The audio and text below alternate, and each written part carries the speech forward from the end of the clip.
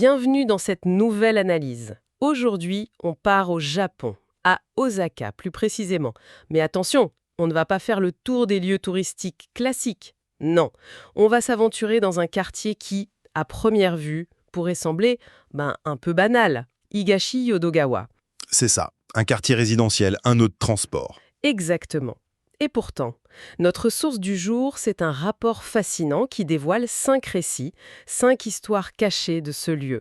Notre mission, si on peut dire, c'est de comprendre comment cette périphérie Ce lieu de passage, est devenu le théâtre silencieux d'événements qui ont marqué l'histoire du Japon, de l'époque des shoguns jusqu'au chemin de fer. et ce qui est passionnant, c'est que ce ratour met en lumière une idée centrale. Higashi-Yodogawa a toujours été une sorte de zone frontalière. Ah oui, c'est-à-dire, Coincée entre les grands centres de pouvoir comme Kyoto et Osaka, mais jamais vraiment au centre. Et c'est justement cette position en marge qui en a fait un décor parfait pour des opérations secrètes, des tragédies humaines et même des luttes pour le progrès. Chaque histoire qu'on va aborder est comme une pièce d'un puzzle qui révèle ce caractère unique. ça montre comment la grande histoire, en fait, s'inscrit dans des lieux qu'on ne regarde jamais. Absolument. Alors, commençons par le début. Et quel début?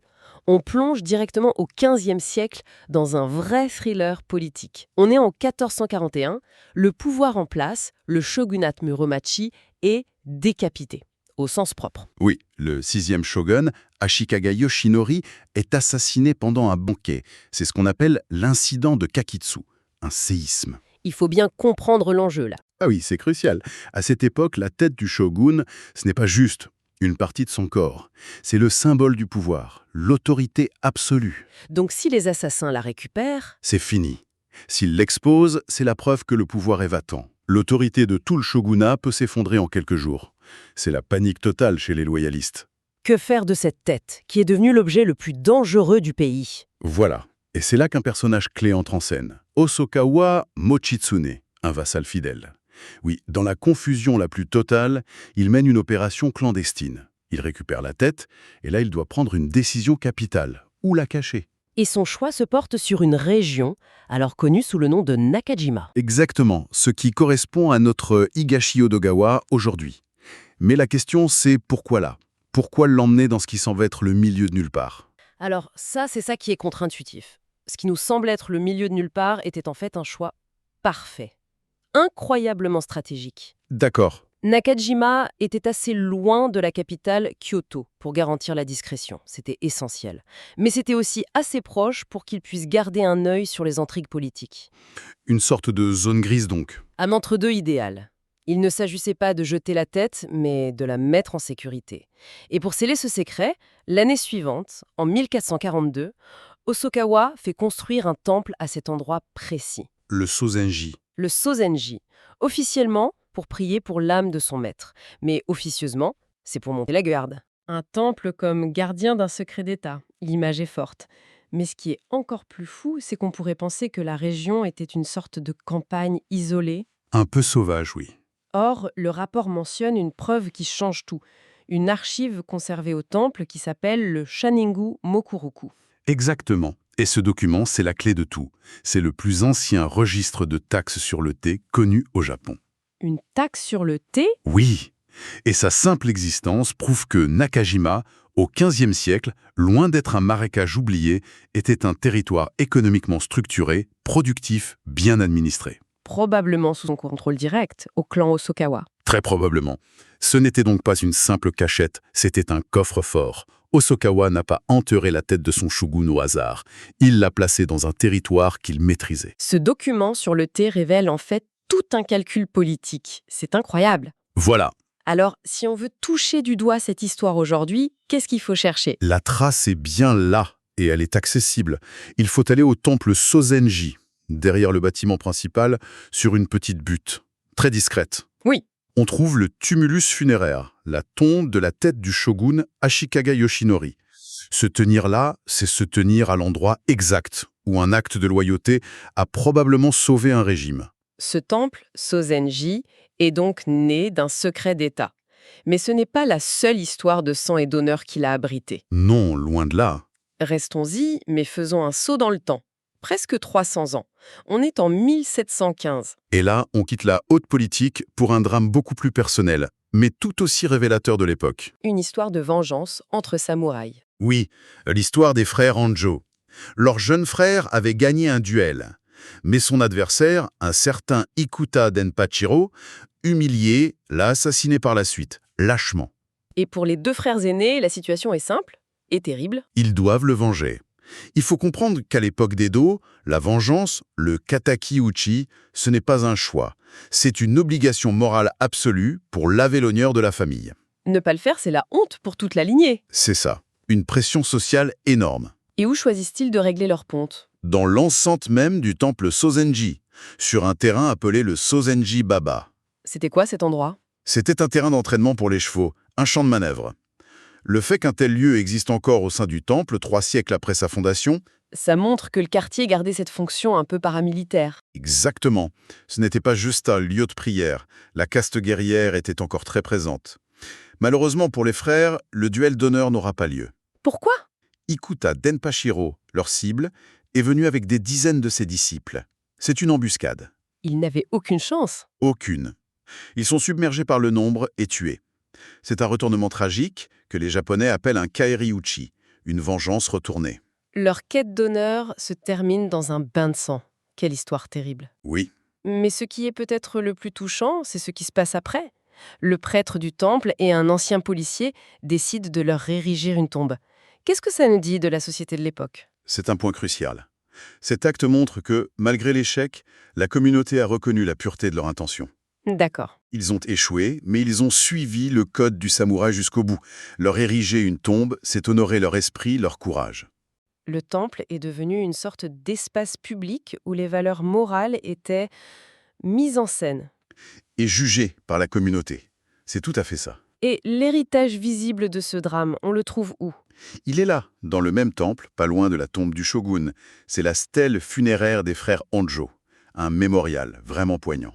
On a eu la loyauté politique, l'honneur personnel, mais il y a aussi eu la lutte de toute une communauté, non pas contre un ennemi, mais contre la géographie. Absolument. Et cette lutte est incarnée par le fleuve Yodo. C'est le cœur de notre troisième histoire, celle du ferry Eita-Watashi. Un ferry?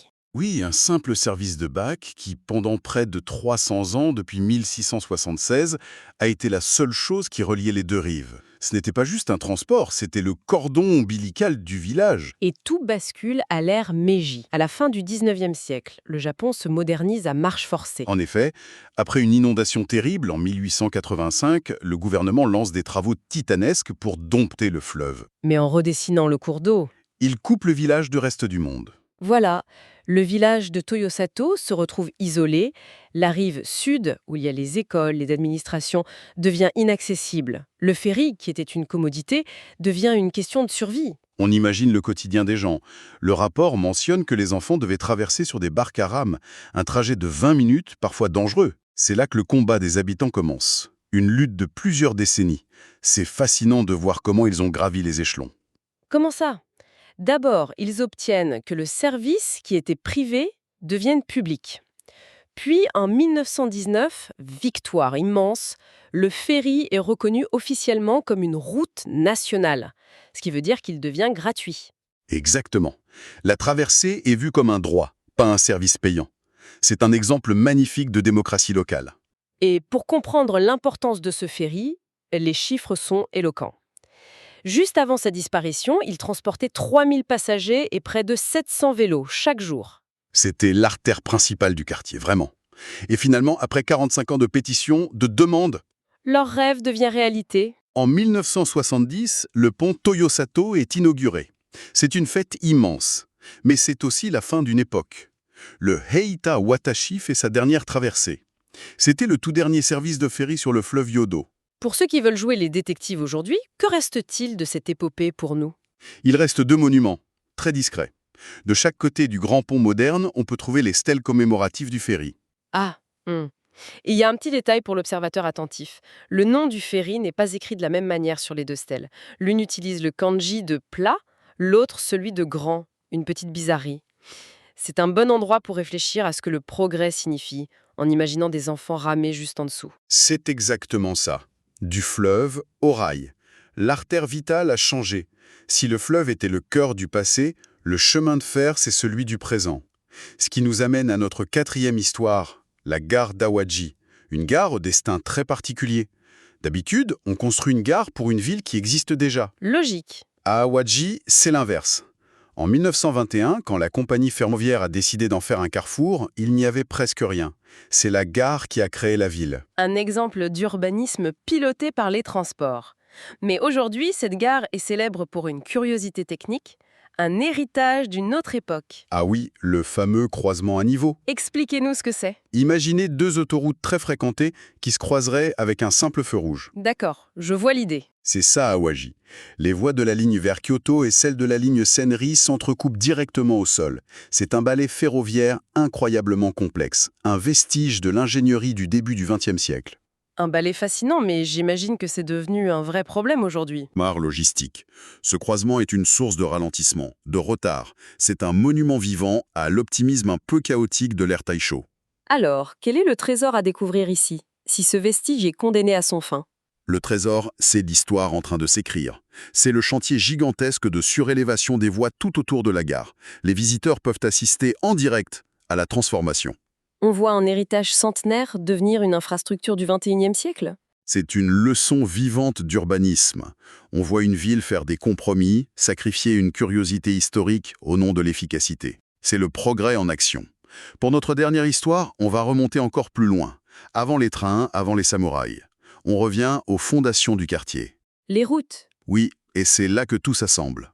Pour comprendre pourquoi on a mis une gare ici, pourquoi le clan Hosokawa a choisi cet endroit, il faut regarder les cartes anciennes. Avant le rail, il y avait la terre. Et la région était traversée par des routes stratégiques, notamment la Awatsikaido, une ancienne route commerciale. Et voilà comment tout se connecte. C'est la pièce qui nous manquait pour l'histoire du shogun. Précisément. L'existence de cette route explique pourquoi c'était un carrefour commercial bien avant les trains. Qui dit route dit commerce. Qui dit commerce dit taxe. Et on en revient à notre fameux registre de la taxe sur le thé. Exactement. La route explique le commerce, qui explique la richesse de la région, qui explique le contrôle des Hosokawa, et qui explique pourquoi on y a caché la tête du shogun. Tout est lié. On sent cette superposition des époques jusque dans les noms des lieux. Le nom ancien, Nakajima, ça voulait dire l'île du milieu. Et aujourd'hui, un quartier s'appelle Aikawa, avec le caractère de la rivière. La géographie reste inscrite dans l'identité du lieu. Le trésor à trouver ici, du coup, c'est moins un lieu qu'une expérience. C'est-à-dire, Marcher dans les rues autour de la gare d'Aikawa et essayer d'imaginer, sous le bitume, le tracé de l'ancienne route. C'est sentir les pas des marchands du XVe siècle se superposer à ceux des employés d'aujourd'hui. une sorte d'archéologie mentale. C'est ça. Alors, si on rassemble ces 5 histoires, le portrait qui se dessine est celui d'un lieu vraiment singulier. Cette zone frontière a tout absorbé. Complot politique, code d'honneur, lutte citoyenne, révolution technologique. Higashi Onyotogawa est un condensé de l'histoire du Japon. Et la réflexion finale qu'on peut en tirer, c'est que le véritable trésor de ce quartier, c'est son authenticité cachée. C'est justement parce qu'il est ignoré, qu'il n'est pas une carte postale, qu'il a conservé une vérité historique brute. Non scénarisé. Exactement. Ces histoires nous rappellent que les grands événements, elles ne se passent pas toujours dans les palais des empereurs. Ils se jouent aussi au bord d'un fleuve, dans la cour d'un temple discret, ou sur un simple croisement de voies ferrées. Le rapport qui a servi de base à notre discussion se termine d'ailleurs par une phrase très juste. Le vrai voyage, c'est d'explorer les lieux qui passent inaperçus, mais qui portent les histoires humaines les plus profondes. Et c'est peut-être la pensée avec laquelle on peut repartir. Quels récits cachés, quelles histoires de loyauté, de sacrifice, de lutte se trouvent dans les lieux qu'on traverse tous les jours, dans nos propres quartiers, sans même y prêter attention.